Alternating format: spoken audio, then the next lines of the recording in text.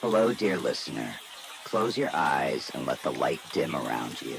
Let the hum of the world dissolve into silence and allow your mind to drift gently toward a place of calm. Welcome to Midnight History, a sanctuary where ancient stories are told in soft, measured whispers, crafted to lull you into a deep, restorative sleep. Tonight, we're not traveling to a far-off land or a forgotten city. Instead, we're journeying inward to the essence of you. For the question that has captivated humanity for millennia is this: why do we sleep? And what did sleep mean to those who walked the earth thousands of years before us? Let's step back in time to an era when the stars were brighter, the nights deeper, and sleep was more than a pause. It was a mystery, a ritual, a gift. In the ancient world, as the sun sank behind jagged mountains and darkness cloaked the earth like a velvet shroud, humans regarded sleep with a sense of wonder and reverence. For them, it was no mere biological function, but a sacred realm, governed by forces beyond mortal understanding. In ancient Greece, sleep was personified by Hypnos, the god of slumber. Hypnos was a quiet, ethereal figure, his eyes perpetually half-closed, dwelling in a cave so deep that sunlight could never penetrate its shadows. No doors marked its entrance, only stillness. Around his sanctuary stretched fields of poppies, their delicate petals swaying in the breeze, and dark, glassy rivers flowed. Waters so enchanting that a single touch could draw you into a dreamlike trance. Hypnos was not alone in his dominion. His twin brother Thanatos, the god of death, shared a haunting kinship with him. To the Greeks, sleep and death were siblings, intertwined in their essence. Sleep offered a temporary surrender, a fleeting escape from the waking world, while death brought an eternal quiet. This connection shaped their reverence for sleep. A good night's rest was a divine blessing, a momentary death that rejuvenated the body and soul for the dawn. The Greeks wove Hypnos into their myths and daily lives. Temples and rituals honored him, and poets sang of his gentle power. To sleep well was to be touched by the divine, to be cradled in the arms of a god who understood the fragility of human existence. Across the Mediterranean, in the sun-scorched lands of ancient Egypt, sleep carried a different but equally profound significance. The Egyptians believed that when you closed your eyes at night, your soul, known as the Ba, slipped free from your body. This vital essence, a spark of your being, was thought to wander the realms of the afterlife, much like it would in death. This belief made sleep a delicate act. The Egyptians took great care to create serene sleeping environments, free from disturbances. A sudden awakening in the night was an ominous sign, a risk that the Ba might lose its way and fail to return. To them, sleep was a nightly rehearsal for the eternal journey, a time when the soul danced between worlds. Imagine lying in a simple home of mud brick, the air warm and still, the faint glow of an oil lamp casting trembling shadows on the walls. As you drift into slumber, you believe your Ba is gliding through unseen gateways, exploring the mysteries of the afterlife. When the first rays of dawn touch the earth, your soul returns, breathing life into your body once more. This cycle of departure and return made sleep a sacred ritual, a moment of vulnerability and trust in the unseen.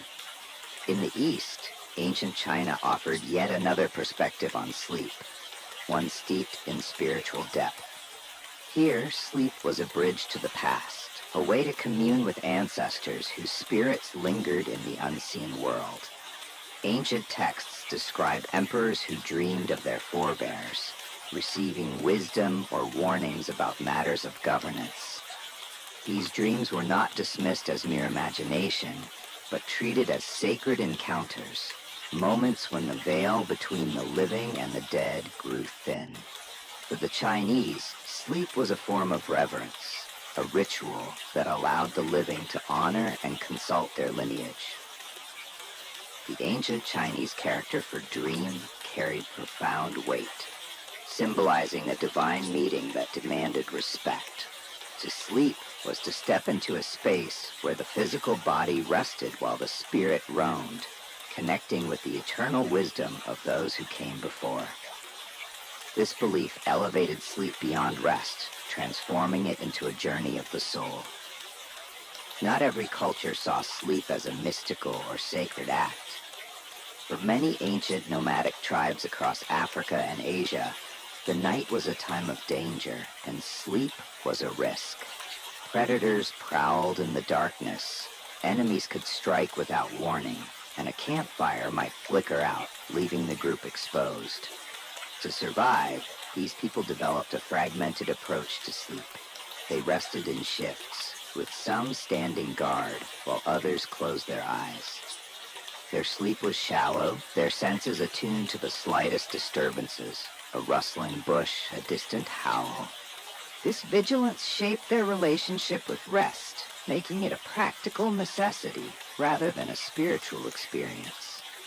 This ancient instinct still lingers in our DNA. The way a strange noise can pull you from even the deepest sleep is a vestige of a time when survival depended on staying alert.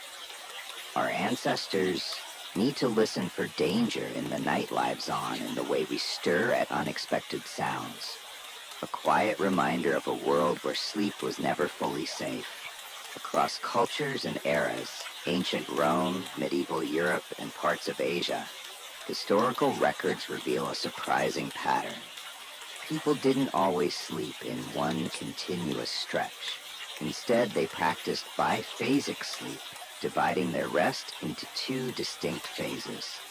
The first sleep began at dusk and lasted until around midnight. After waking, people entered a quiet interlude, often lasting 1 to 2 hours. This wasn't a time for labor or productivity, but for reflection, prayer, or soft conversations with family. Some called it the holy hour, a moment when the world was hushed and the soul felt closer to the divine. The second sleep followed, carrying them through to dawn. This rhythm was so ingrained that it appeared in literature, diaries, and even medical texts of the time.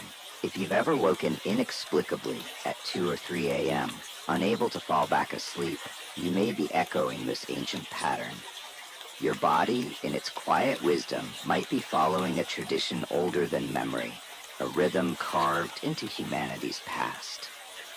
As we trace the story of sleep, from hypnosis' shadowed cave to the stone beds of Egypt, from the holy hours of medieval Europe to the ancestral dreams of China, we uncover a timeless truth. Sleep has never been just sleeping. To the ancients, it was a portal to the divine, a journey for the soul, a moment when the world fell away and the mind wandered freely. It was a gift, a risk, a ritual, a necessity, all at once.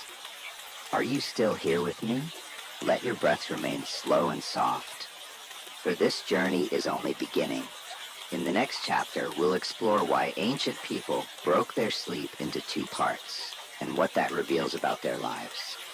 Why did they sleep this way? The answer awaits. Are you still awake? If not, that's perfectly fine.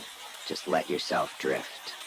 If you're still with me, keep listening, because this story might change the way you think about your own sleep forever. We're stepping back to a time before electric lights, before alarm clocks, before the idea of 8 hours a night became the global standard.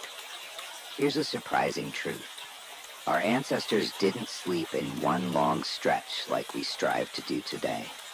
Instead, they followed a strange but natural rhythm known as biphasic sleep, a pattern of rest broken into 2 distinct phases. First sleep and second sleep, a night in 2 parts. Historical records from the 9th to the 18th centuries, particularly in Europe and the Middle East, repeatedly mention a curious phrase, "After my first sleep, I rose to pray," from a 15th century diary. Between the first and second sleep, the mind is most at peace. From an ancient French medical text, the first sleep began shortly after sunset. Without electric lights, televisions, or smartphones, people ate dinner early and went to bed around 8 or 9 p.m. They slept deeply for about 3 to 4 hours. Then, sometime between midnight and 2 a.m., they woke up. This wasn't insomnia. It was normal. They woke feeling calm, alert, and at peace, as if this pause was a natural part of the night. During this interlude, they engaged in quiet, introspective activities, praying or meditating, writing in journals, reflecting on their lives, talking softly with a spouse or family member sharing the bed, or simply staring into the flickering glow of a fire, listening to the wind outside. This wakeful period lasted 1 to 2 hours. Afterward, they returned to bed for their second sleep, which carried them from 2 or 3 a.m. until sunrise. When darkness was an ally, the holy hour. Between sleeps, have you ever noticed how waking up at 2 or 3 a.m. today often feels unsettling? You might toss and turn, worrying that you're losing sleep or battling insomnia. But for our ancestors, this midnight awakening was expected. They didn't fight it, they embraced it. They believed this time between the first and second sleep was special, a moment when the world was so quiet that the mind could truly hear itself. Many called it the holy hour, a time when they felt closest to the spiritual realm. Medieval theologians referred to it as the hour of angels. They encouraged people to pray or meditate during this time, believing the soul was more open and the distractions of the world were swallowed by the darkness. This wasn't just a poetic idea, it was a lived experience, a natural part of the human rhythm before modern life reshaped our nights. If this sounds like speculation, let's look at the evidence. Historian Roger Eckhurch, a professor at Virginia Tech, spent over 16 years studying sleep patterns in the past. His research uncovered more than 500 historical references to first sleep and second sleep in letters, diaries, medical records, poetry, and religious texts. For example, a 17th century English medical book advised patients to take certain medicines between the first and second sleep, claiming this was the body's optimal time for absorption. A 1534 Christian sermon warned congregants not to use the time between sleeps to converse with the devil, suggesting that waking in the middle of the night was so common it required moral guidance. Even classic literature reflects this pattern. In Spain's Don Quixote and England's The Canterbury Tales, characters are described as waking after their first sleep to continue their adventures or conversations. Biphasic sleep wasn't a theory, it was a way of life, documented across centuries and cultures. The answer lies in nature itself. Without artificial lighting, the human body followed the natural rhythm of daylight. As the sun set, the brain began producing melatonin, the hormone that signals sleepiness, much earlier than it does in our modern world. After about 4 hours of deep sleep, melatonin levels naturally dipped, prompting people to wake up. During the quiet hour or two that followed, the body rested in a state of calm wakefulness. Then, as melatonin surged again, the body eased into the second sleep, completing the cycle. This wasn't a disorder, it was a biological rhythm that shaped human life for centuries. The answer is simple: artificial light. In the 19th century, Thomas Edison's invention of the light bulb changed everything.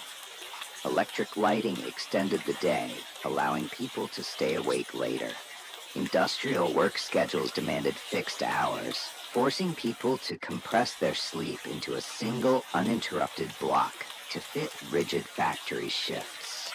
By the early 20th century, biphasic sleep had all but vanished.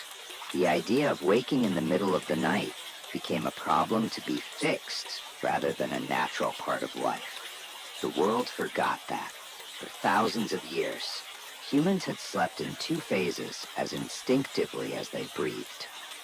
Have you ever woken at 3 a.m., unable to fall back asleep, your mind racing with worry?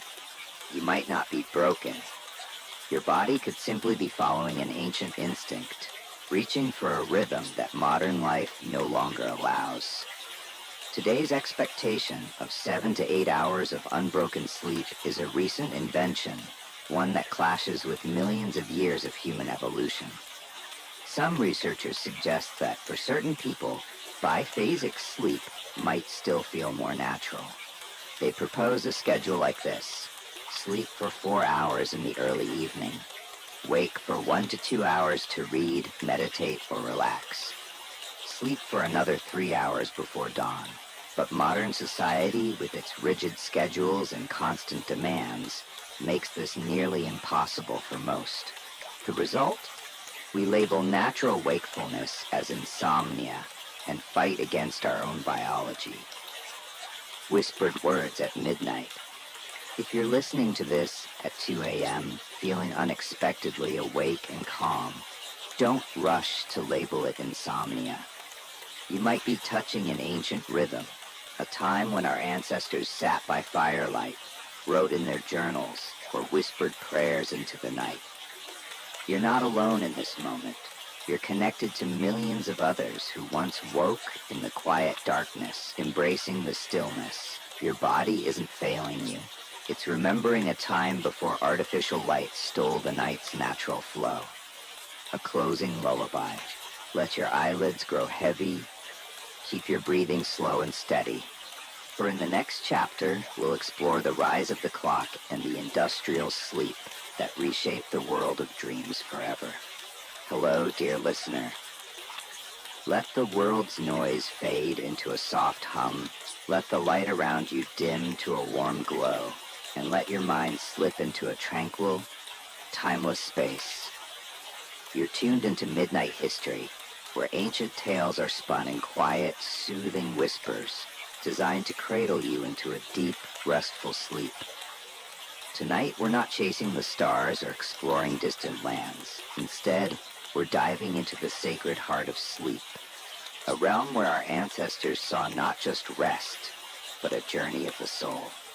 In a time before city lights and alarm clocks, sleep was a bridge to the divine, a delicate dance between life and death, reality and dreams. Close your eyes and let's step into a world where every night was a pilgrimage. Imagine yourself in a small village along the Nile, 3,000 years before the Common Era.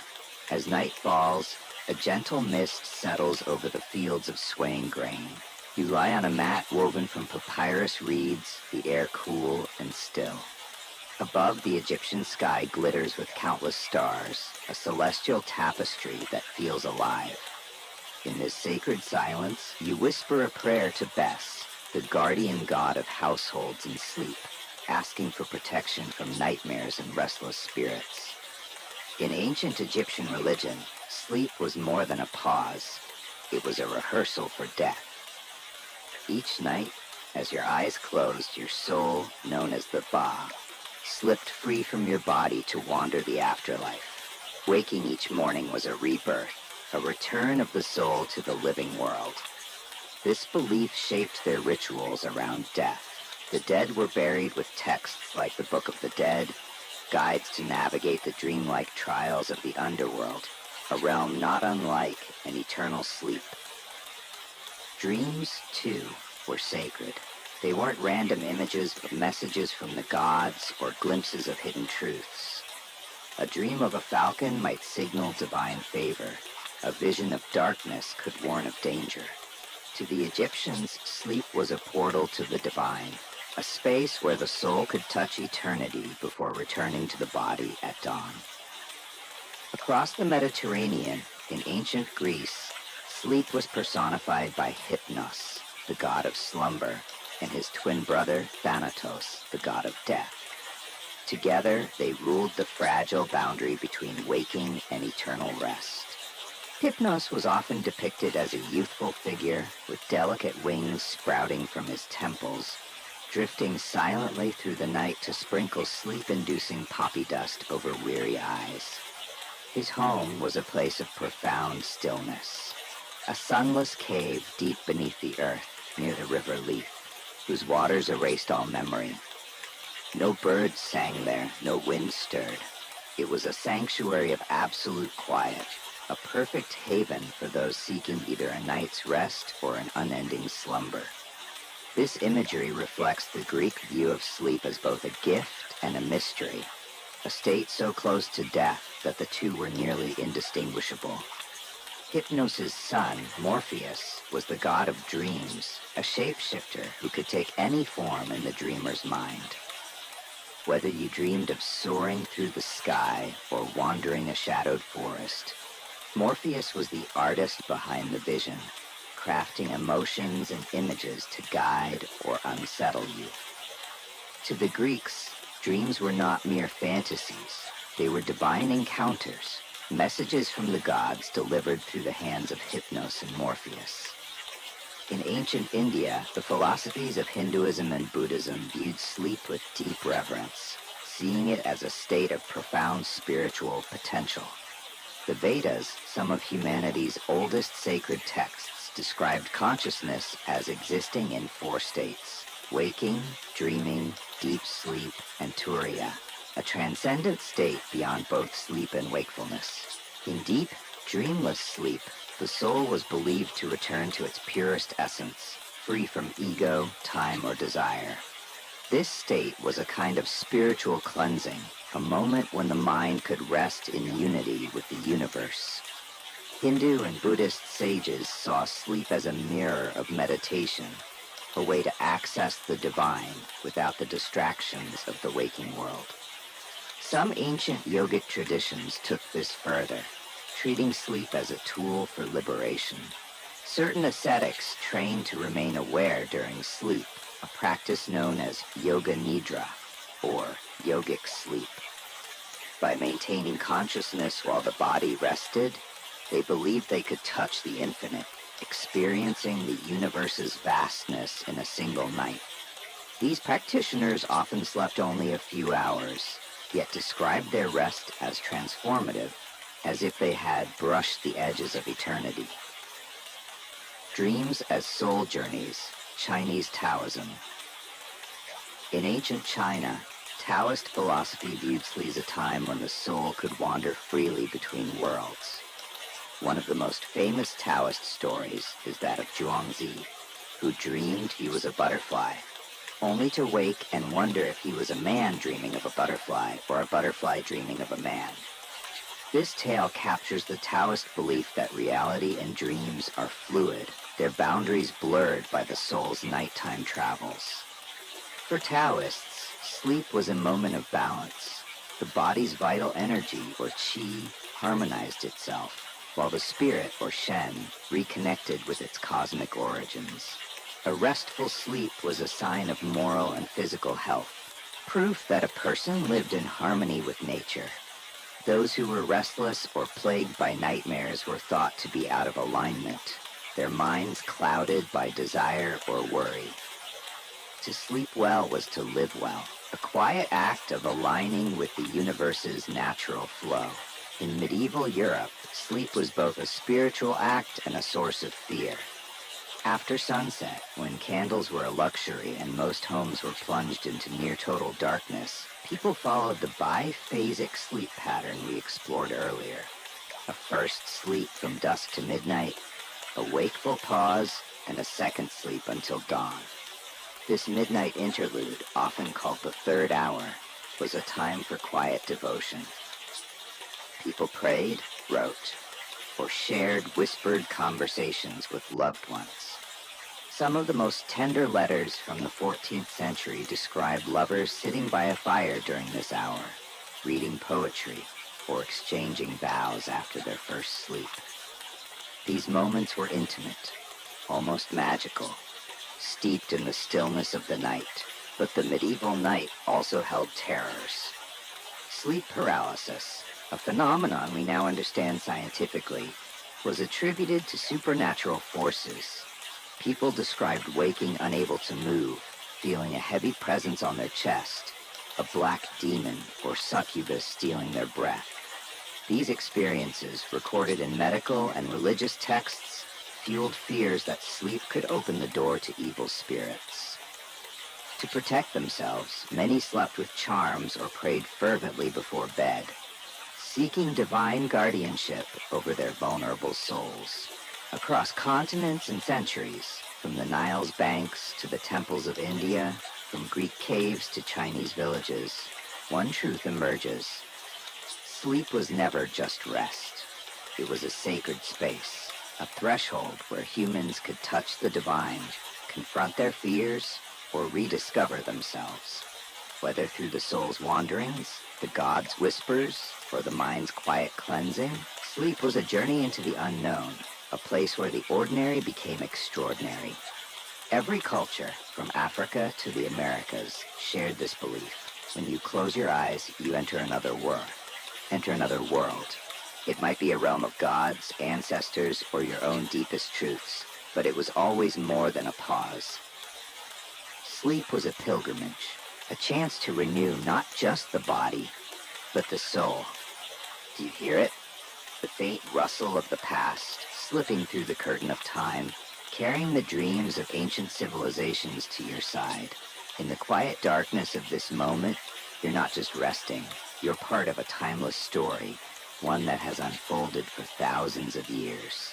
Let your breath slow, let your thoughts soften. For in the next chapter, we'll step into the royal courts, sacred scriptures, and opulent bedrooms of emperors and kings, where sleep began to drift from myth toward the dawn of science. Hello, dear listener. Your pillow feels softer tonight, doesn't it? As you close your eyes, you're no longer here. A warm breeze carries the scent of pine resin and sun-baked clay. Above, a vast desert sky sparkles with thousands of stars, each one etched into the night like a jeweler's masterpiece. You're in Mesopotamia, the cradle of civilization, where sleep was not just rest, but a bridge to the divine, to destiny, and to dreams that could foretell the future. Let yourself drift into this ancient dream. In the heart of humanity's earliest cities, Babylon, Uruk, Kish, life moved to the pulse of the earth and sky. There were no clocks, no buzzing alarms, no glowing screens. Time was measured by subtler signs. The hoot of an owl, the moon's slow arc across the stars, the cooling of the day's relentless heat. As dusk deepened, the people of Mesopotamia prepared for a quiet ritual, sleep. To them, sleep was no ordinary act. It was sacred, a moment when the soul could slip free from the body. Not forever, but for a fleeting journey. Sometimes it wandered to meet the gods. Other times it roamed strange realms where past, future, and the impossible intertwined. Sleep was both a gift and a risk, a delicate dance between the mortal and the divine. Sleep wasn't taken lightly. In many households, the family elder held the authority to permit sleep, especially on ominous nights like a lunar eclipse, when darkness was believed to threaten more than just the land. It could steal the soul forever. A night in Kish, the potter's rest. Picture yourself as a potter in the bustling city-state of Kish, centuries before empires rose and fell. After a simple dinner of barley bread and dates, you rinse your face with cool water from the Tigris River. You settle onto a mat woven from dried palm fronds, the earthy scent of the reeds mingling with the night air. Above, the mud brick roof seems to breathe, and a small oil lamp casts a golden flicker across walls etched with star-shaped patterns. You wrap yourself in a rough woolen cloth, curling up in the quiet. In the corner, your grandmother murmurs an ancient chant, not to lull you to sleep, but to guide your soul back to your body when dawn arrives. Her voice is steady, a thread tying you to the waking world as you slip into the unknown. In Mesopotamia, dreams were never private affairs.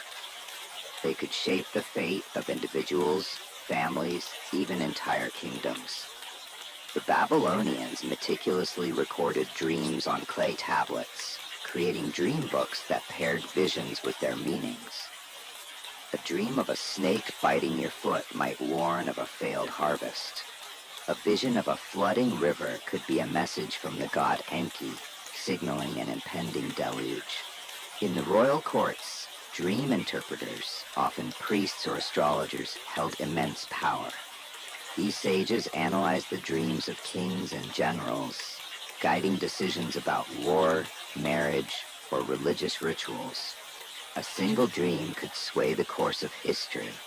The legendary King Hammurabi, known for his code of laws, was said to have received divine instructions from the god Marduk through his dreams, shaping the justice system that would echo through the ages. For the Mesopotamians, sleep was a meeting ground for the spiritual and the political, a place where the mortal world and the divine collided in the quiet of the night. Because they believed the soul left the body during sleep, the Mesopotamians were meticulous about their sleeping spaces. Many homes displayed protective charms, like amulets shaped like eyes or carvings of guardian deities. One such figure was Pazuzu, a fearsome creature with a lion's face, wings, and clawed feet. Though terrifying to behold, Pazuzu was a defender, believed to ward off nightmares and malevolent spirits that might prey on a wandering soul. Some families burned resins or cedarwood incense, filling the air with soothing scents meant to guide the soul back to its body at dawn. Sleep was a journey, the home a harbor, the body a vessel, and the soul a traveler adrift among the stars. The Mesopotamians didn't divide their days into 24 rigid hours. There were no deadlines, no late-night emails, no glowing screens to keep them awake. They slept when darkness fell and woke with the light. But their sleep was not a single, unbroken stretch. Like many ancient cultures, they practiced segmented sleep, a first sleep from dusk to midnight, followed by a wakeful pause for reflection, conversation, or prayer, then a second sleep until morning. This pattern, later called segmented sleep by historians, feels foreign to us now, but it was as natural to them as breathing. The quiet hours between sleeps were a time to connect with the self, the family, or the divine. A moment when the world's noise fell away, and the soul could listen. Compare this to today, where sleep is often a rushed necessity, squeezed between work and distractions. We chase an ideal of 8 uninterrupted hours, but our ancestors lived by a different rhythm. They didn't fight the night, they embraced it. Their sleep was not a task to complete, but a sacred act, a chance to touch the mysteries of existence. If you've ever woken at 2 a.m., feeling strangely alert, don't be alarmed. Your body might be reaching for this ancient pattern, a memory of a time when the night was a partner, not an obstacle. As the first light of dawn creeps over the horizon, the roosters crow in the narrow alleys of Babylon. The people don't just wake, they return. They come back from distant dream worlds, some smiling at visions of joy, others hurrying to a dream interpreter to unravel a troubling omen. And you, dear listener, if you've ever dreamed of a boat drifting on a river of stars, perhaps it's a message from Mesopotamia, carried across millennia to your bedside. Let your breath deepen. Let your thoughts soften. Sleep well tonight. In the next chapter, we'll journey to ancient Egypt, where sleep was not just a human act, but a dance with gods like Osiris and Thoth, where dreams held the power to rewrite fate. Close your eyes, dear listener, and let the world dissolve. You stand on a sea of golden sand, where ancient pyramids rise like silent sentinels against a blazing sky. In the distance, the Nile glimmers, a ribbon of life winding through the desert's heart. As the sun sinks below the horizon, a soft orange glow blankets this timeless land. A night in Egypt is unfolding, Not the night of today, but one from over 3,000 years ago, when sleep was a sacred ritual, a woven myth, a journey to the realms beyond. Let yourself drift into this hallowed darkness, sleep as a divine passage. To the ancient Egyptians, sleep was no mere pause in the day. It was a temporary death, a delicate dance between the body, the soul, Ka, and the spirit, Ba. Each night, as eyes closed and breath slowed, the Ba, a winged essence of the self, slipped free from its mortal shell. It might soar to meet the gods, commune with ancestors, or wander the shadowy underworld. Yet the body remained behind, vulnerable, needing protection to ensure the Ba's return at dawn. The Egyptians spoke of sleep as resting in Osiris's embrace. Osiris, the god of the underworld, governed both death and peaceful slumber, embodying the promise of rebirth. To wake each morning was to rise anew, the soul reunited with the body in a quiet victory over the night's fleeting end. This belief made sleep a sacred act, a nightly pilgrimage to the edge of eternity. The sanctity of the sleeping space homes in ancient Egypt were simple, built for function over luxury. Floors were packed clay mixed with straw, and roofs ranged from sturdy baked bricks for the wealthy to woven mats or animal hides for the poor. Comfort was secondary. The true priority was creating a space aligned with the divine. The Egyptians slept with their heads facing east, toward the rising sun, the domain of Ra, god of creation and renewal. This orientation was believed to harmonize their awakening with the sun's return, ensuring the soul's safe re-entry into the body. A misaligned bed could disrupt this cosmic rhythm, leaving the sleeper vulnerable to spiritual harm. To protect their rest, many burned fragrant resins or lit incense, filling the air with soothing scents meant to guide the Ba home. Amulets carved from carnelian or shaped like the Eye of Horus were placed near beds or worn as talismans, warding off malevolent spirits and restless ghosts that might prey on a wandering soul. Dreams as whispers from the gods. In the stillness of Egypt's long nights, dreams were a sacred conduit, a bridge between mortals and the divine. The Egyptians believed that visions in sleep carried messages, warnings, blessings, or guidance from the gods. A dream could reveal truths hidden from the waking mind, offering glimpses of fate or divine will. Scattered across the land were dream temples, sanctuaries where people sought divine visions through a ritual known as incubation. During the New Kingdom, these temples were especially revered. A sick person might travel to the temple of Imhotep, the god of healing, to sleep and pray for a vision. If they dreamed of Imhotep touching their afflicted limb, it was a sign of imminent recovery. Sometimes, the god delivered instructions through symbols or cryptic words, guiding the dreamer toward a cure. Dreams were carefully documented in texts like the Papyrus of Dreams, and priests trained in interpretation deciphered their meanings.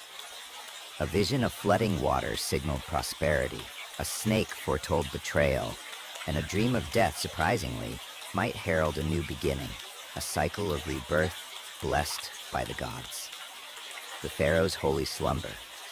For the pharaoh, seen as the living incarnation of Horus, sleep was an act of cosmic weight. His rest took place in fortified chambers, often guarded by attendants who stood watch through the night. Before bed, a priest performed a purification ritual, cleansing the room of spiritual impurities to ensure a safe journey for the royal Ba. The pharaoh's sleep was not merely personal. It was a chance to connect with the gods and ancestors, receiving divine counsel in the sacred silence of the night. In the royal court, dreams held political power. A pharaoh's vision could sway decisions about war, construction, or diplomacy, seen as direct mandates from the divine. The fate of Egypt often hinged on the dream of the previous night, a testament to the belief that sleep was a gateway to the gods' wisdom. The kinship of sleep and death. The Egyptians saw a profound connection between sleep and death.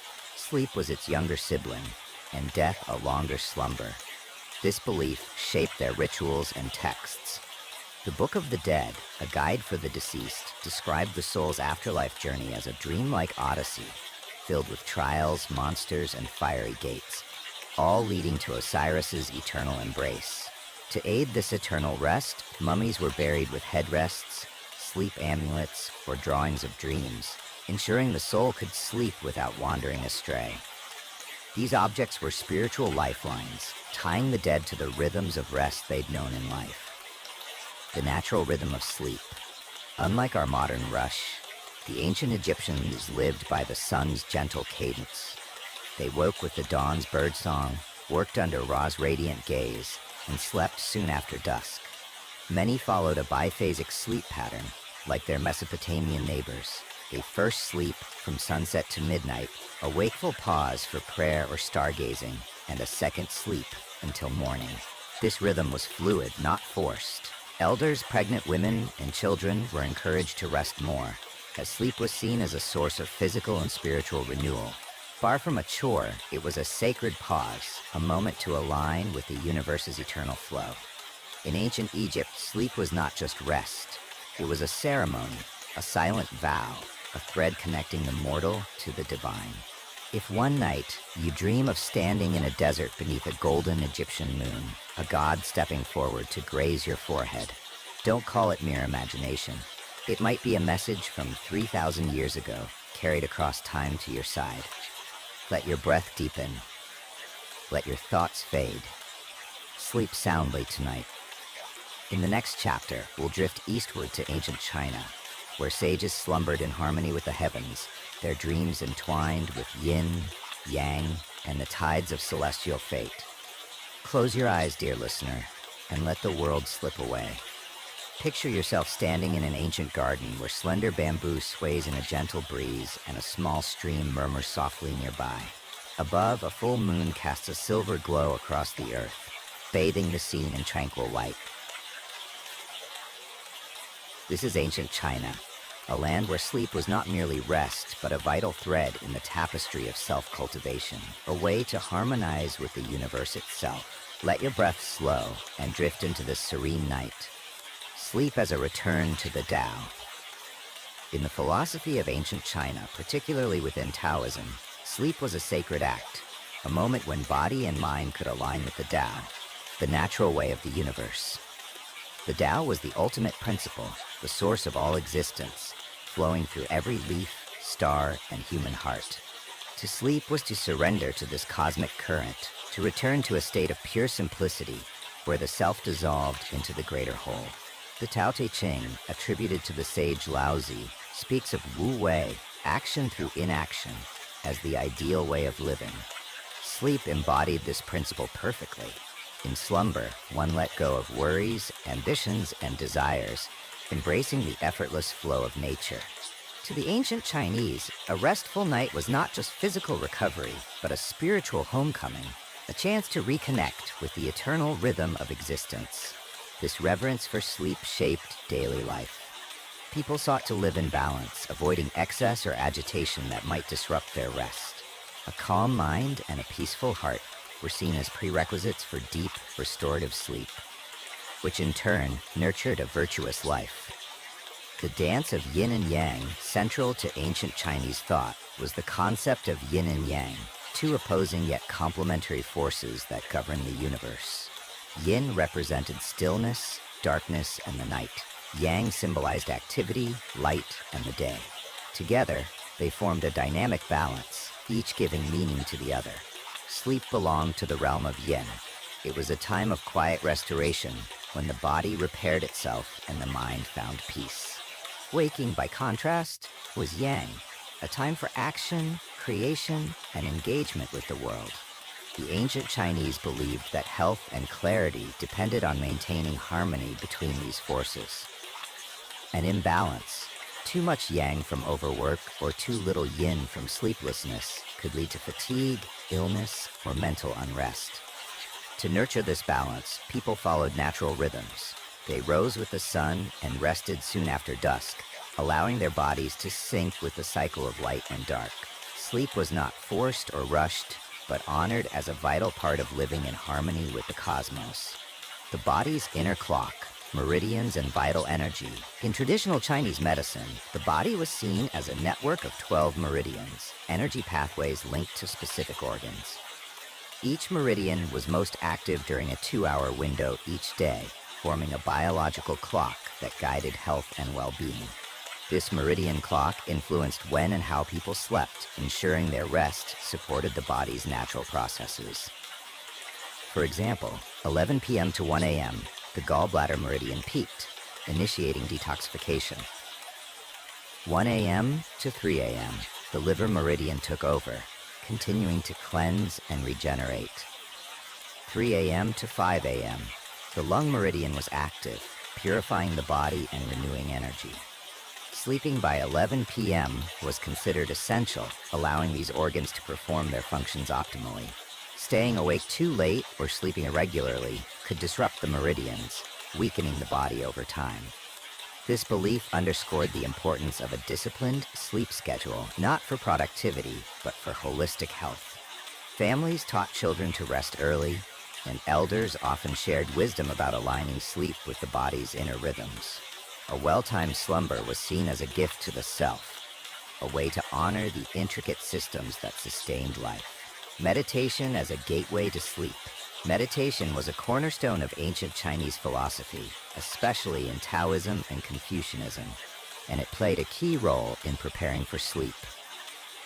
Before retiring for the night, many practiced jingzuo, or quiet sitting, a form of meditation that involved sitting still, focusing on the breath and releasing the day's tensions. This ritual calmed the mind, eased worries, and paved the way for deep, restful sleep.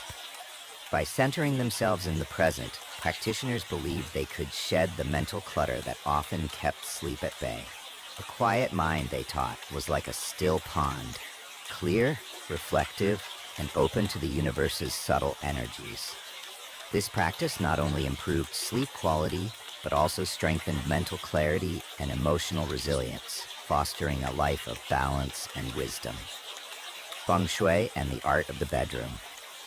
The ancient Chinese art of Feng Shui, harmonizing living spaces with natural energies, extended to the bedroom, where sleep was a priority. The placement of the bed, the direction it faced, and the room's colors were all carefully considered to promote restful slumber.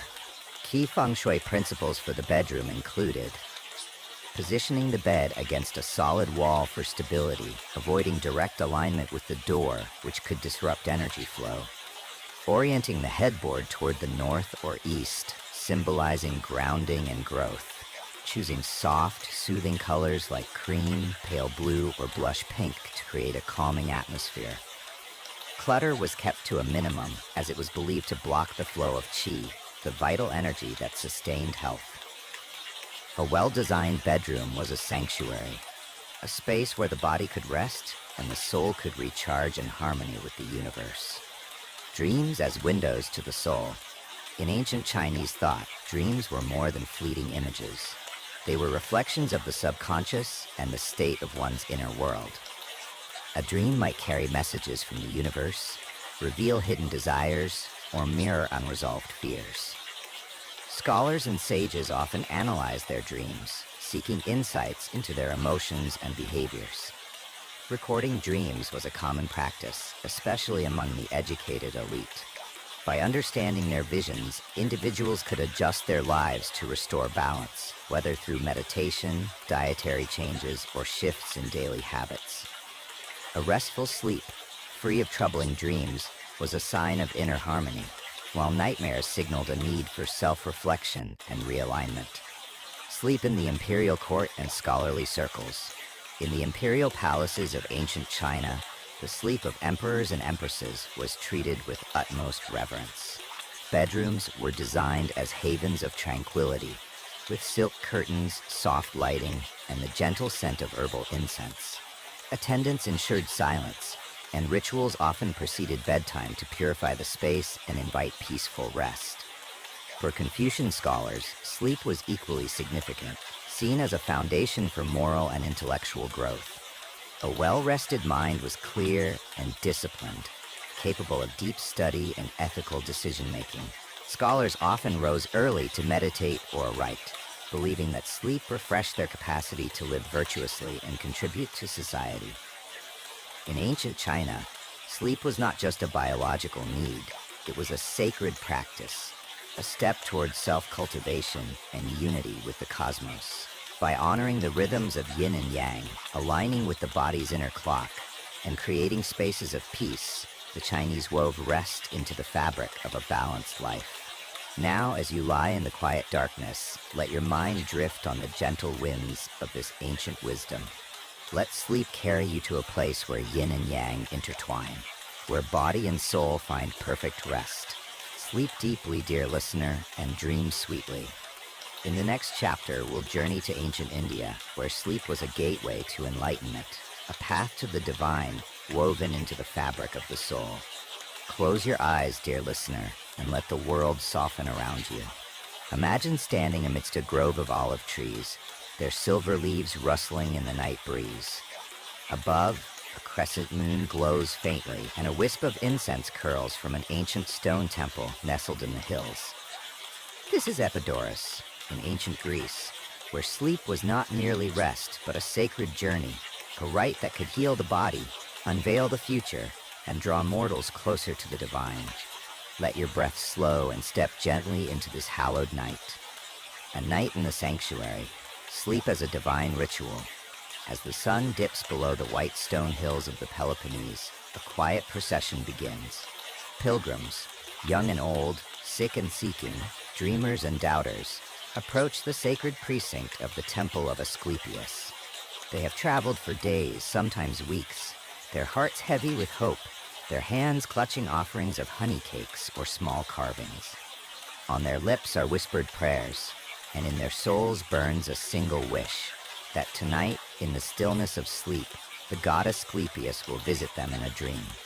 To enter this sacred space, pilgrims underwent a series of purifying rituals. They bathed in a holy spring, fasted to cleanse their bodies, and offered prayers to purge their spirits of impurity. The ancient Greeks believed that Asclepius, the god of medicine, would only appear to those whose hearts were pure and intentions sincere. Any trace of defilement, physical or moral, could bar the god's presence, leaving the sleeper untouched by divine grace. Once cleansed, the pilgrims were led to the abaton, a secluded chamber within the temple complex. This was a place of profound stillness, where moonlight filtered through small openings in the vaulted roof, casting pale beams onto the stone slabs where pilgrims lay. Silence was absolute. No one spoke. No one dared disturb the sanctity of the moment. The air was thick with the scent of burning myrrh, and the faint hum of the night wind wove through the sacred space. As they drifted into sleep, the pilgrims held fast to their faith.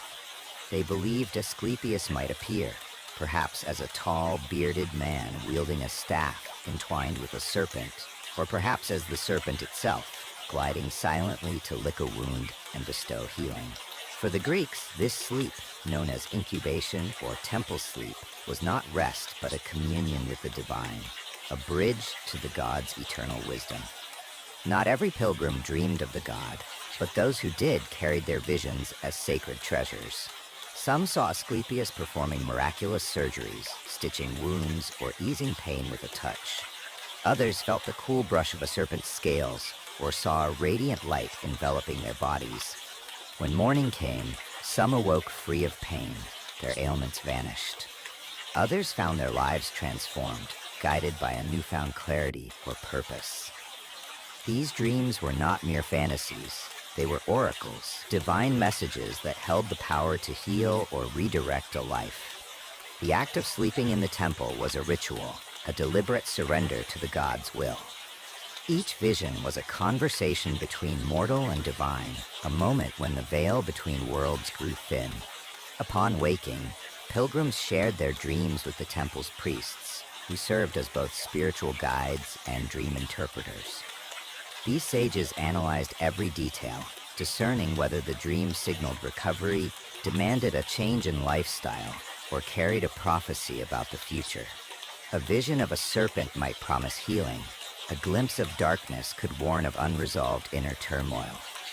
The priests' interpretations were revered, shaping the pilgrims' paths long after they left the temple. Ancient records from Epidaurus, etched on stone tablets, recount countless testimonies of miraculous recoveries. chronic stomach pain, paralysis, even infertility.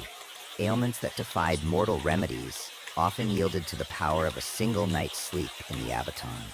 These stories, preserved for millennia, made temple sleep a cornerstone of ancient Greek medicine, a practice as respected as any physician's craft. Serpents, symbols of sleep and renewal.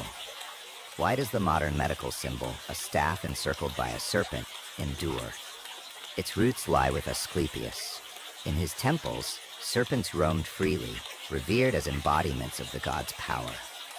The Greeks saw snakes as creatures of rebirth, shedding their skin to emerge anew, much like humans were renewed through sleep. To feel a serpent glide across your body as you slept in the Abaton was not cause for fear, but a profound blessing, a sign that Asclepius himself had touched you. This connection between serpents, sleep, and healing ran deep. Just as a snake thrived in the shadows, sleep was a descent into darkness that restored the body and soul. The serpent's presence in the temple was a reminder that rest was not passive, but transformative, a nightly rebirth that mirrored the god's promise of renewal. The Abaton was no ordinary room. It was a sacred stage designed to summon divine dreams. Low stone slabs hugged the earth, grounding the sleeper in the temple's energy. The vaulted ceiling amplified faint sounds, creating an otherworldly resonance that lulled the mind into a liminal state, half awake, half dreaming. The dim light, heavy incense, and pervasive silence detached pilgrims from the everyday world, opening their minds to visions from the gods. The Greeks understood that divine dreams required a departure from ordinary life. The Abaton was a threshold, a space where time seemed to pause and the soul could wander freely. Here, the boundaries of reality softened, and the mind became a canvas for the gods' messages. Faith, placebo, or something more. Modern historians and scientists look back on temple sleep with fascination and respect. Were these healings purely the product of faith? Did the serene environment, the pilgrim's hope, and the ritual's solemnity trigger a powerful placebo effect? Or was there something more? An interplay of mind, body, and belief that science has yet to fully explain. When thousands reported relief after a night in the Abaton, the line between miracle and medicine blurred. The Greeks didn't question the mechanism. They trusted the outcome. Their faith in the gods, combined with the temple's tranquil setting, unlocked a healing potential that resonates even in today's studies of the mind-body connection. The power of belief, it seems, was as potent then as it is now. A whisper from ancient nights. Imagine lying there, enveloped in a thin veil of mist, the distant howl of the night wind weaving through ancient stones. Your body relaxes, your mind drifts to a place deeper than thought. Then a vision emerges, a soft voice, a fleeting symbol, a presence so vivid it lingers long after you wake. In that moment, you are not just healed, you are awakened. A closing lullaby. As you rest tonight, dear listener, let the echoes of Epidaurus cradle you. Feel the weight of your day dissolve, carried away by the same winds that once stirred the olive groves. Sleep is not just rest, it is a journey, a quiet communion with something greater. Let your breath deepen, let your dreams unfold. Sleep softly, and we'll meet again in the next chapter, where we'll explore the sacred sleep of another ancient world, guided by whispers from the divine. A whispered opening. Take a deep breath, dear listener, and let it out slowly. Picture yourself in a quiet room at the close of the 17th century. A single candle flickers on a wooden table, its soft light dancing across leather-bound books and handwritten manuscripts. Beyond the window, a gentle breeze rustles the English countryside, where once Isaac Newton sat beneath an apple tree, pondering the mysteries of the universe. This is the dawn of the Enlightenment, a time when humanity began to question everything, not just the sun, the stars, or falling fruit, but also the enigma of sleep. As the laws of nature were unveiled, sleep ceased to be a divine gift and became a phenomenon to be observed, measured, and understood through the lens of science. Let your mind drift into this turning point in history, the awakening of science, In the 17th and 18th centuries, Europe was ablaze with the scientific revolution. Minds like Galileo, Descartes, Robert Hooke, Robert Boyle, and Isaac Newton reshaped the world, replacing myth with reason and mystery with inquiry. They sought to explain the cosmos through logic, and no corner of existence was spared scrutiny, not even the quiet realm of sleep. Once the domain of gods and spirits, sleep became a puzzle for scientists to solve. Its slow, rhythmic nature, so unlike the bustling energy of the waking world, posed a challenge. Could something as intangible as sleep be quantified?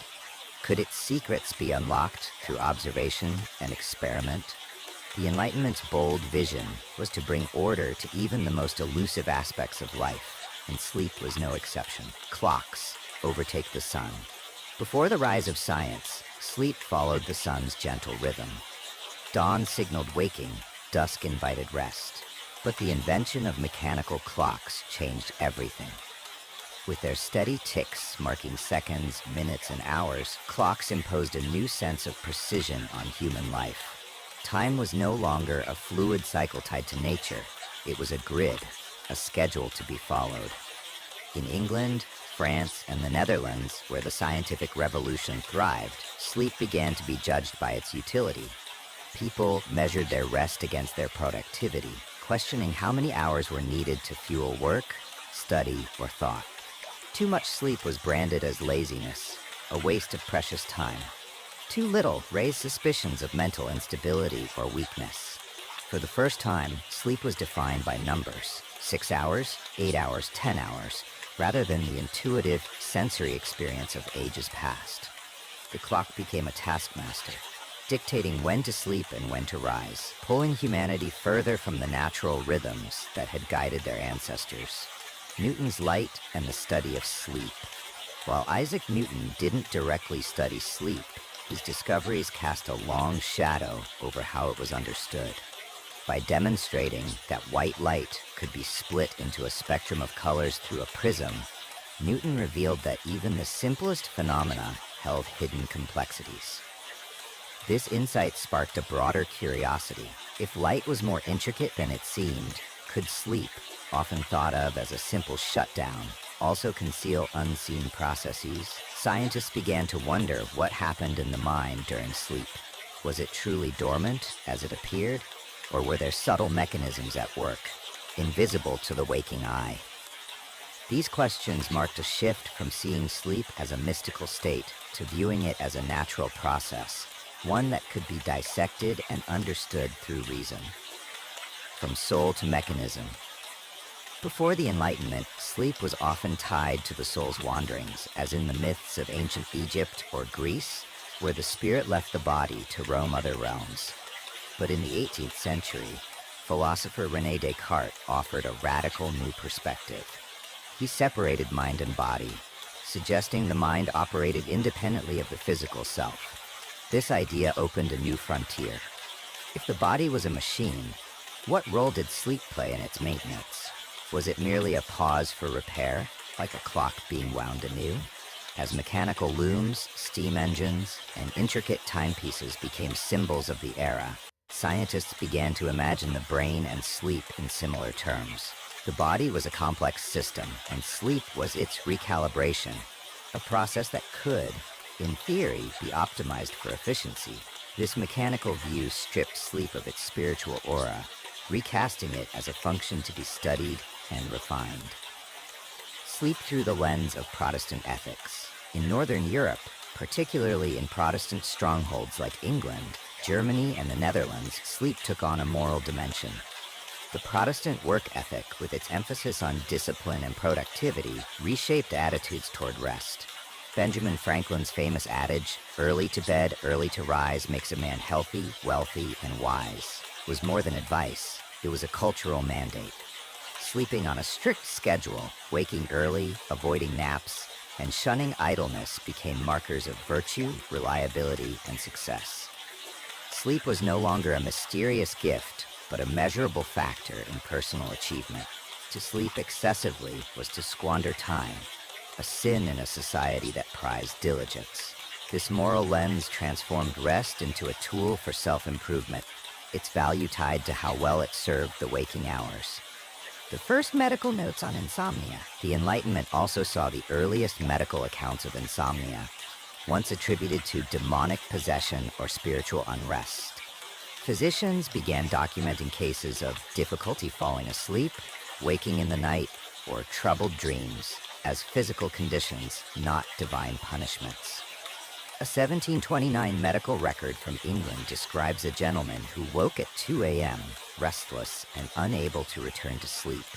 Instead of turning to prayer or exorcism, his doctor prescribed herbal tonics and gentle walks before bed.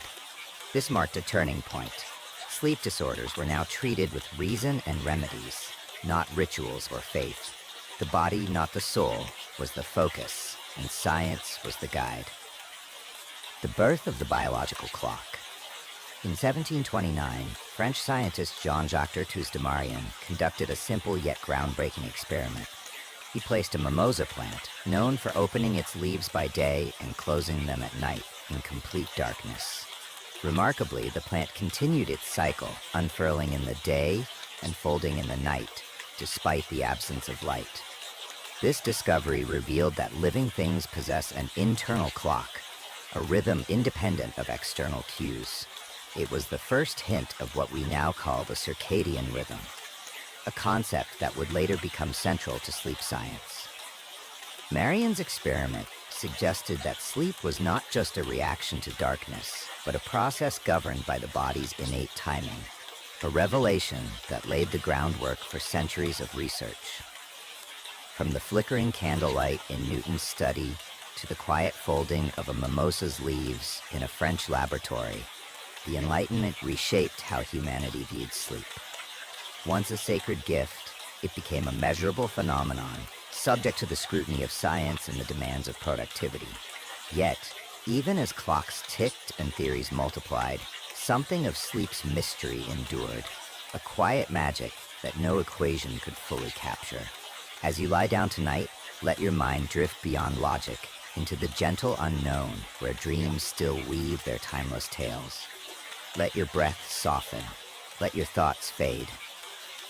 Sleep deeply, dear listener, and we'll meet again in the next chapter, where science delves deeper into the enigma of rest. Close your eyes, dear listener, and let your breath drift like morning mist over a still lake. The night is settling over the rugged cliffs of ancient Greece, where flickering firelight casts shadows of robed philosophers, their minds alight with questions about the cosmos. Among the many mysteries they pondered, one stood out: the enigma of sleep, the absence of reason, the fleeting world of dreams. These thinkers didn't just contemplate the waking world. They sought to understand the hidden realm behind closed eyes. Tonight, as you rest in the quiet embrace of darkness, let's journey through the minds of the great philosophers, Plato, Aristotle, Aquinas, and Descartes, whose ideas about sleep shaped Western thought for centuries. Let their timeless questions lull you into a gentle, dreamlike state. For Plato, one of the earliest and most influential philosophers, sleep and dreams were far more than fleeting states of mind. They were windows into the soul's true nature, a glimpse beyond the limitations of the physical body. In his masterpiece, The Republic, Plato wrote, "When we sleep, the rational part of us rests, and the true essence of the soul rises." Plato believed the human soul was composed of three parts: reason, emotion, and instinct. In waking life, reason held sway, guiding actions and thoughts. But in sleep, reason retreated, allowing emotions and instincts to take the stage. This shift gave rise to vivid, sometimes bizarre dreams, visions that could reveal the soul's deepest desires or fears. Yet Plato also saw dreams as a pathway to a higher truth, a way for the soul to connect with the eternal world of ideas. In his famous allegory of the cave, Plato likened waking life to being chained in a shadowy prison, perceiving only distorted reflections of reality. Dreams, he suggested, might offer a fleeting escape from this cave, a chance to glimpse the pure light of truth. Sleep, in this view, was not a loss of control, but a liberation, a moment when the soul could transcend the body's earthly confines and touch the divine. For Plato, sleep was a sacred movement of the soul, a journey to a realm where the boundaries of flesh and reason no longer held sway. To dream was to stand at the edge of eternity, peering into a reality untainted by the senses. Plato's student, Aristotle, took a more grounded approach, stripping sleep of its mystical aura and examining it through the lens of biology. In his treatise on sleep and sleeplessness, Aristotle offered one of the earliest systematic studies of rest, treating it as a universal trait of living beings. From humans to insects, he argued, all creatures required sleep to survive. Aristotle proposed that sleep was a physiological process tied to digestion. As the body broke down food, it generated warm vapors that rose to the brain, inducing a state of fatigue and triggering slumber. Sleep, in his view, was the body's way of pausing to restore itself, a necessary cycle for maintaining life. Unlike Plato's ethereal visions, Aristotle saw sleep as practical, rooted in the mechanics of the physical self. Yet, Aristotle didn't dismiss dreams entirely. He described them as faint echoes of waking experiences, copies of the sensations and thoughts that filled the day. While less poetic than Plato's ideas, this perspective was revolutionary. It shifted the study of sleep from symbolism to observation, laying the groundwork for scientific inquiry.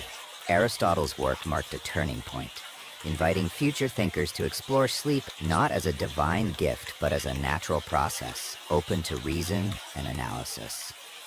As the classical world gave way to the Middle Ages, the lens of Christian theology reshaped how sleep was understood. In a Europe dominated by the Church, rest took on a moral dimension, colored by the teachings of figures like Thomas Aquinas. Aquinas, a towering theologian, viewed sleep as a function of the mortal body, which he considered inherently flawed due to original sin. Sleeping too much was dangerous. It could lead to sloth, one of the 7 deadly sins, a state of spiritual laziness that distanced the soul from God. Moderation was key. Rest was necessary, but should never overshadow devotion or duty. Dreams, meanwhile, were a battleground for the soul. A vision of divine light or a voice from God was a sign of grace, a mark of being chosen. But dreams filled with temptation, fear, or desire were suspect, often attributed to Satan's influence. Medieval Christians were wary of delving too deeply into their dreams, fearing they might be deceived by demonic forces. This suspicion led to rituals of protection. Many monks and nuns slept with a cross beneath their pillow or recited prayers before bed to shield their souls from the perils of the night. Sleep was a necessity, but it was also a vulnerability, a time when the soul needed safeguarding from the shadows of sin. By the 17th century, the cool clarity of rationalism swept through philosophy, embodied by René Descartes. Famous for his declaration, "I think, therefore I am," Descartes began his philosophical quest with an extraordinary catalyst, a series of dreams.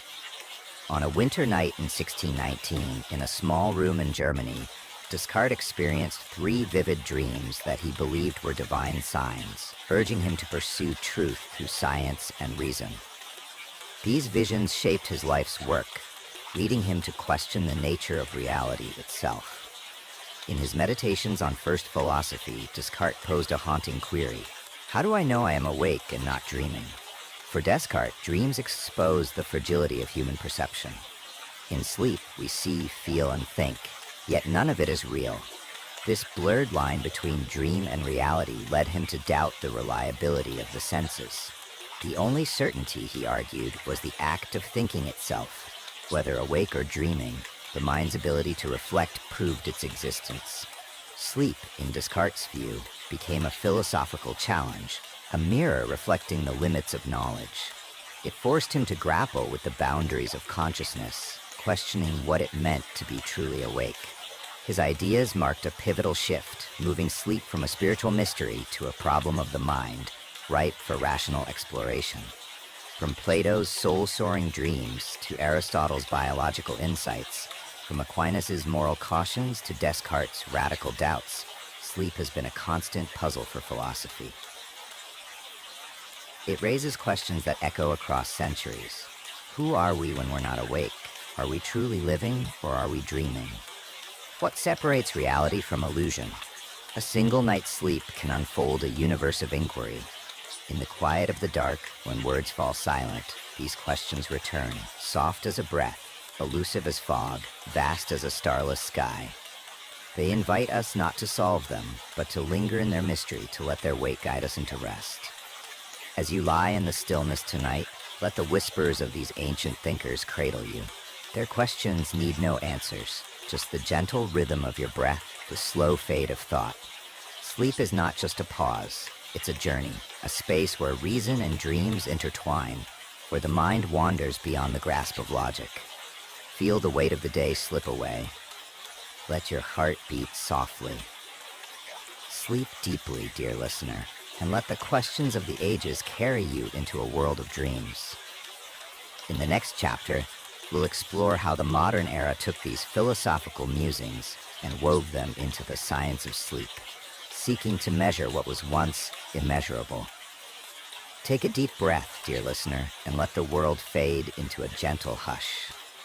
Picture yourself in a small wooden cottage in 17th century Europe, the air warmed by a crackling hearth.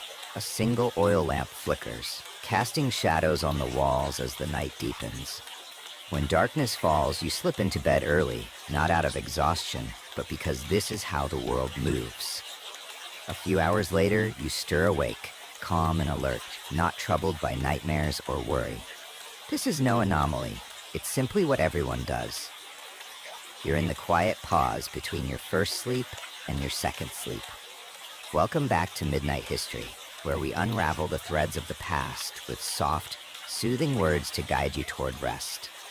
Tonight, we embark on a new chapter, exploring the misconceptions about sleep that humanity once held as truths. These beliefs, though mistaken, shaped how our ancestors understood their nights.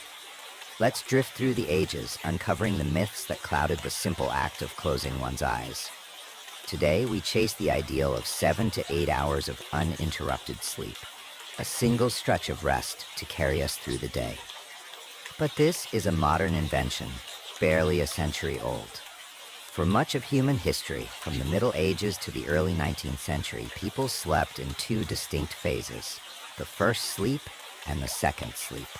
As the sun set around 8 p.m., families retired to bed, sinking into a deep slumber that lasted about 4 hours. Around midnight, they woke naturally, not from distress, but as part of a cultural rhythm. This wakeful interlude, lasting 1 to 2 hours, was a time for quiet activities, praying, writing in journals, tending the fire, or sharing intimate moments with a spouse. Afterward, they returned to bed for the second sleep, resting until dawn. This biphasic sleep was so ingrained that historical records, letters, diaries, even medical texts refer to it casually, as if it were as natural as breathing. If someone woke at 2 a.m. today, they might panic, labeling it insomnia. But for our ancestors, this midnight pause was expected, a harmonious part of the night. The shift to a single sleep began in the 19th century with the advent of electric lighting. Artificial light extended evenings, delaying bedtimes and compressing sleep into one block to fit industrial schedules. By the early 20th century, biphasic sleep was all but forgotten, replaced by a new standard that clashed with centuries of human biology. Sleep as a sign of laziness. For centuries, particularly during the Industrial Revolution, sleep was stigmatized as a weakness. In Victorian England, a pervasive belief took hold. The more successful you were, the less you slept. Industrial magnates and politicians boasted of thriving on 4 or 5 hours of rest, wearing their sleeplessness like a badge of honor. Self-help manuals of the era reinforced this view, advising gentlemen that a grown man should not sleep more than 6 hours a day, lest it dull the mind and squander the precious hours of ambition. Sleep became a moral failing, a barrier to achievement in a society obsessed with productivity. Ironically, this era also saw a rise in mental health issues, nervous exhaustion, and chronic insomnia, as people pushed their bodies beyond natural limits. Rather than recognizing sleep's vital role, society celebrated fatigue as a mark of dedication. The toll of this misconception was profound, yet it persisted, embedding the idea that rest was the enemy of success. In ancient Eastern cultures, particularly in India and China, a peculiar belief shaped sleeping habits. Positioning your head toward the north while sleeping was thought to drain your vital energy. Rooted in spiritual traditions, this idea held that the Earth's magnetic field influenced the body's chakras or life force. Sleeping with the head northward, aligned with the planet's magnetic pole, was believed to pull energy away, causing headaches, nightmares, or even a shortened lifespan. While no scientific evidence supports this claim, the belief was so widespread that it persists in some communities today. Intriguingly, the mere act of adhering to this practice, reorienting the bed to face south or east, often helped people feel more rested, a testament to the power of belief in shaping sleep quality. This misconception, though unfounded, reveals how deeply cultural ideas can influence our nightly rituals. One of the most enduring and hazardous misconceptions was the use of alcohol to induce sleep. In medieval Europe, long before modern sedatives, wine was hailed as a natural remedy for restlessness. A goblet of spiced wine before bed was a common prescription, believed to relax the body and ease the mind into slumber. At the court of Versailles, records note that King Louis XIV favored an elixir de sommelier, a potent blend of wine infused with lavender and mint, sipped nightly to hasten sleep. This practice was widespread among nobles and commoners alike, seen as a gentle way to drift off. Modern science, however, tells a different story. While alcohol may speed the onset of sleep, it disrupts the sleep cycle, reducing deep REM sleep and causing fragmented rest. Those who relied on wine often woke feeling groggy, their sleep quality compromised. This misunderstanding, rooted in tradition, carried hidden costs that went unrecognized for centuries. It may sound strange today, but there was a time when deep sleep was considered dangerous. In 16th and 17th century Europe, many believed that during profound slumber, the soul could temporarily leave the body. A sudden awakening might prevent the soul's return, leading to death. This fear gave rise to curious advice. Never rouse a deep sleeper too abruptly, and keep cats away from beds, as they were thought to steal the soul. These beliefs led some to avoid deep sleep altogether, intentionally waking themselves every few hours to ensure their soul remained tethered. The anxiety surrounding rest turned sleep into a cautious act, far removed from the peaceful surrender we seek today. In many cultures, particularly in the modern West, napping was dismissed as a sign of weakness or old age. While ancient Romans and Mediterranean societies embraced the siesta, a midday nap to recharge, the rise of industrial culture in the 19th and 20th centuries scorned such pauses. The post-World War era, with its emphasis on relentless work, cast naps as frivolous, a luxury for the idle. Only recently have studies on the nap zone and power naps revealed the truth. A brief 15 to 20-minute nap can boost focus, creativity, and mood. Yet, the stigma lingers in many workplaces, where taking a nap is seen as a lack of commitment rather than a wise investment in well-being. Isn't it fascinating how sleep, so simple and universal, has been shrouded in layers of misunderstanding? From the natural rhythm of biphasic sleep to the vilification of rest as laziness, these myths distanced humanity from its own needs. As you lie in the quiet tonight, let these stories remind you to honor your body's wisdom. Breathe deeply. Let your thoughts soften. Sleep gently, dear listener. In the next chapter, we'll peel back more layers of misconception, rediscovering sleep with a kinder, clearer gaze. Breathe deeply, dear listener, and let the world slip into a soft, quiet haze. Imagine yourself in a dimly lit room, centuries past, where heavy curtains block the moonlight. A physician, clad in a long coat, scribbles note by candlelight, convinced his remedies hold the key to perfect sleep. His truths, though, are what we now know as mistakes. Yet they shaped how generations understood the gentle act of closing their eyes. Welcome back to Midnight History, where we weave tales of the past with soothing words to guide you toward rest. Tonight, we continue our journey through the misconceptions that clouded humanity's view of sleep. These sweet but stubborn errors, passed down through time, remind us how even the simplest acts can be misunderstood. Let's drift through the shadows of history, uncovering the myths that lingered far too long. In the 17th to 19th centuries, European and North American physicians often attributed insomnia to an imbalance in the body's humors. Blood, yellow bile, black bile, and phlegm, a theory rooted in ancient Greek medicine. They believed sleeplessness stemmed from excess heat, or a surplus of one of these fluids, disrupting the body's harmony. Their cures, while well-intentioned, sound shocking today. Bloodletting was a common remedy. If you couldn't sleep, a doctor might slice your arm to release excess blood, thought to cool the body and calm the mind. This practice, meant to restore balance, often left patients weakened, their sleeplessness unchanged or worsened. More alarming was the use of opium, hailed as a miracle for inducing sleep. Mixed into teas, rolled into pills, or even applied as a salve to the temples, opium was a staple in the medicine chests of the wealthy. In England and France, aristocrats became dependent on it, unable to rest without their nightly dose.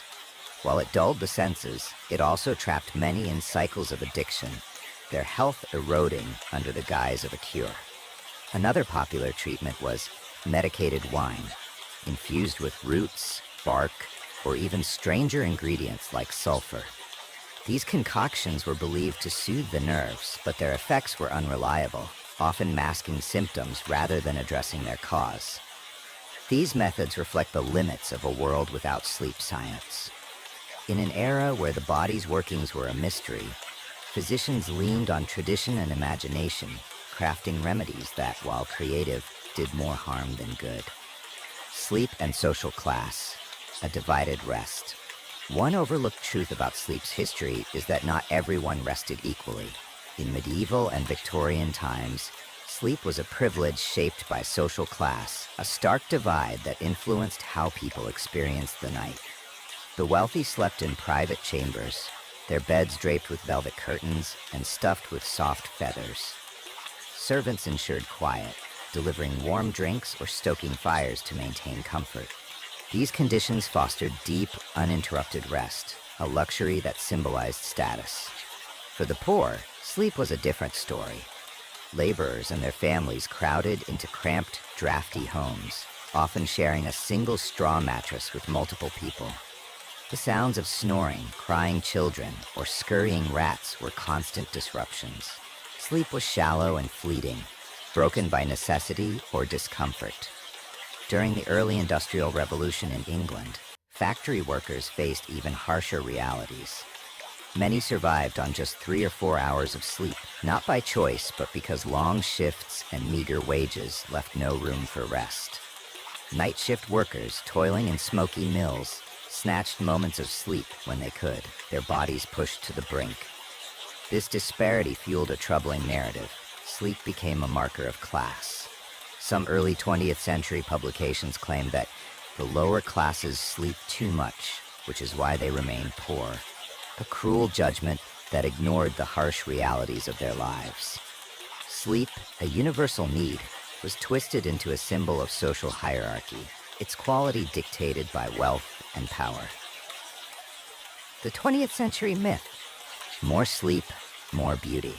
In a striking reversal of earlier attitudes, the mid-20th century ushered in a new misconception. The more you slept, the healthier, younger, and more beautiful you'd be. Popular magazines in the 1950s and 60s, particularly those aimed at women, championed sleeping 10 to 12 hours a day to preserve youth and elegance. Headlines like, "A beautiful woman sleeps through lunch and retires before 9 p.m." adorned ads for skincare, pillows, and even diet pills, tying rest to vanity. In America, celebrities boasted of sleeping 14 hours daily to maintain baby-soft skin, often pairing their claims with restrictive diets and idle lifestyles. This obsession with excessive sleep was marketed as a path to perfection, a promise that captivated a generation. Modern science, however, reveals a different truth. Sleeping more than 9 hours regularly can increase risks of depression, heart disease, and even reduced lifespan. Quality, not quantity, is key. A balanced sleep cycle supports health far better than endless hours in bed. The mid-century craze for marathon sleep, while alluring, was a misunderstanding that overlooked the body's natural needs. In many eras, dreams were feared as gateways to malevolent forces. During the Middle Ages in Europe, vivid or frightening dreams were often blamed on demons. The church warned that succubae or incubi, evil spirits, could visit sleepers, pressing on their chests to induce nightmares or suffocation. Today, we recognize these experiences as sleep paralysis, a natural phenomenon where the body remains immobile while the mind is partially awake. But in an age without scientific explanations, such episodes fueled terror. Some believe the devil himself crafted these visions to tempt or torment the soul. This fear led to extreme measures. People avoided sleeping alone, kept candles burning through the night, or sought dream exorcisms from priests, particularly if they dreamed of death or sin. The notion that dreams could be demonic turned sleep into a battleground, a place where faith and fear clashed in the dark. Sleep hacks that missed the mark. Even in modern times, well-meaning sleep advice often led people astray. Popular tips passed down through generations promised rest, but sometimes delivered sleepless nights. Drinking warm milk to sleep better. Milk contains tryptophan, an amino acid linked to sleep, but in such small amounts that it has little effect. For many, the ritual was more placebo than cure. Listening to classical music to relax. While soothing for some, complex melodies can overstimulate sensitive minds, keeping them awake rather than calming them. Avoiding naps after 3 p.m. This holds true for most, as late naps can disrupt nighttime sleep. But for night shift workers, a 5 p.m. nap might be their morning, making rigid rules impractical. These tips highlight a key truth. There's no one-size-fits-all solution for sleep. Each body is unique, and what works for one may falter for another. The quest for universal sleep hacks often ignored this individuality, leaving many tossing and turning. A closing whisper. We've wandered through a strange landscape tonight, where sleep was shaped by scalpels, spirits, and social divides. These misconceptions, born of fear or hope, reveal humanity's longing to understand the quiet mystery of rest. As you lie in the stillness, let go of any pressure to sleep perfectly. If you wake in the night, don't fret. Perhaps you're simply echoing the rhythm of ancestors who found peace in the pause between sleeps. Breathe slowly. Let your thoughts drift. Sleep softly, dear listener. In the next chapter, we'll uncover more myths, learning to embrace sleep with a gentler, wiser heart. Breathe softly, dear listener, and let your thoughts drift like leaves on a quiet stream. The night wraps around you, gentle and vast, as a faint melody hums in the distance, like a lullaby from a forgotten time. For over 4,000 years, humanity has woven a rich tapestry of stories, beliefs, and errors about sleep, that simple nightly act that holds within it a universe of mystery. From the myths of ancient Egypt to the sterile glow of modern laboratories, from the whispered lullabies of our earliest ancestors to the sharp tick of 21st century alarm clocks, sleep has been our constant companion, silent, powerful, and ever-present. Tonight, as we close this chapter of Midnight History, let's reflect on what we've learned about sleep, drawing together the threads of history, science, and the human heart. Settle in and let this final tale carry you toward a restful slumber.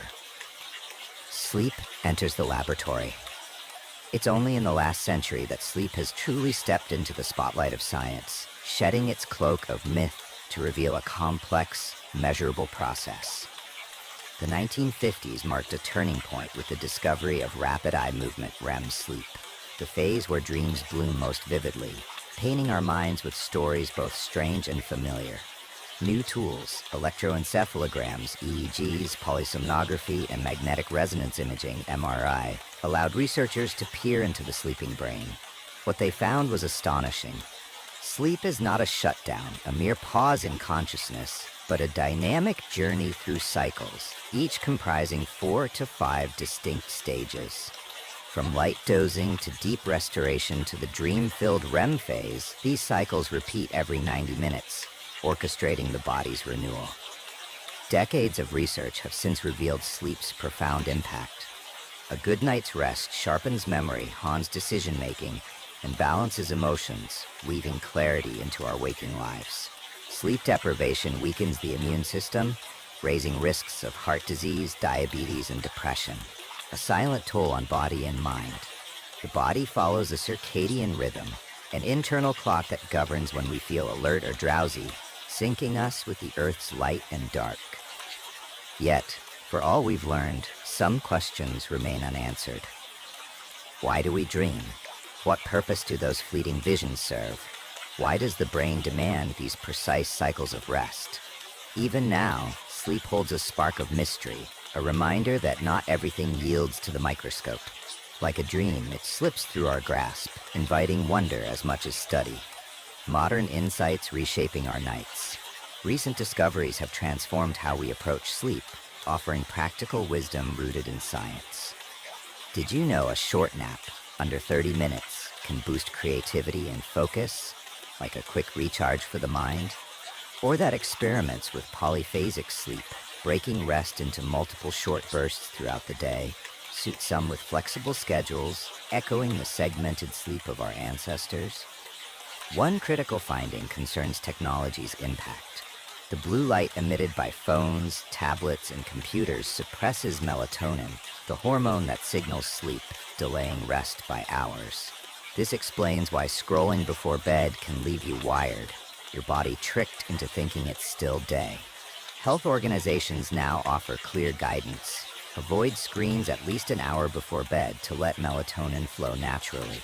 Create a sleep ritual, a consistent routine like reading or sipping herbal tea to cue your brain for rest. Keep your bedroom cool, dark, and quiet, mimicking the primal cave where sleep thrives best. These recommendations are grounded in data, but science alone isn't enough. The truest guide is your own body. Listen to its whispers, the heaviness in your eyes at dusk, the rhythm of your breath as you unwind. Sleep is not a formula to master, but a dialogue with yourself. A chance to nurture your inner world with care. Each sleeper is unique. There is no universal blueprint for sleep. Some thrive on 6 hours, waking refreshed and ready, while others need 9 to feel whole. Some dream vividly each night, wandering rich imagined landscapes, while others recall no dreams for months, their rest a quiet void. Your sleep shifts with time, age, seasons, and emotions all leave their mark. In moments of stress or sorrow, sleep may feel fragile, slipping through your fingers like sand. In times of peace, it can cradle you, weightless as a cloud. Notice the signs. How do you feel when you wake? Does your body crave rest at 10 p.m. or later? Does a certain song or scent ease you into calm? Caring for your sleep is not about rigid rules, but about kindness. Like tending a garden, it requires patience and attention. A softer pillow, a dimmer lamp, or a few minutes of deep breathing before bed can shift the night's texture, making rest a sanctuary rather than a struggle. Trust your instincts and let your body lead the way. Returning to the beginning, sleep and humanity. Our journey through sleep's history has been vast. We've stood in the shadow of Egyptian tombs where gods of slumber were carved into stone. We've leafed through ancient Chinese medical texts where dreams were mapped as pathways to balance. We've met emperors haunted by prophetic visions, monks who saw dreams as divine missives, and physicians who prescribed opium as a gateway to rest. There have been errors. Bloodletting for insomnia, wine as a sleep aid, dreams feared as demonic traps. There have been breakthroughs, circadian rhythms, REM sleep, the brain's intricate dance of restoration. Through it all, one truth endures. Sleep is essential to the human spirit. In its embrace, we shed titles, burdens, and fears, returning to a primal state where we are simply ourselves, unguarded and whole. Sleep is where we meet our dreams, those fleeting stories that defy explanation yet feel so real. It's where we heal, not just our bodies, but our hearts, finding solace in the quiet act of letting go. No matter how far science advances, this core remains untouched, the gift that binds us to every human who ever closed their eyes under a starry sky. A final blessing for the night. If you're still with me, your eyelids may be growing heavy, your breath slowing to a gentle rhythm. The soft hum of this story, like a river flowing through time, carries you toward rest. Let it be your guide. A small boat gliding across the waters of history, where myths and science meet in a tender embrace. You don't need to grasp every detail or solve every mystery. All you need is this moment, the certainty that sleep is your body's greatest gift, offered anew each night. You are worthy of this gift, free from worry or doubt, deserving of its peace in full measure.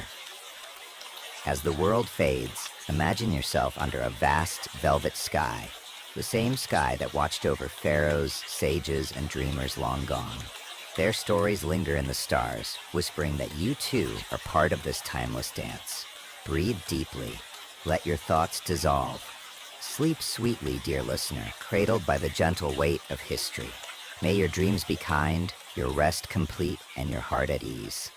Good night, beneath the eternal canopy of the night.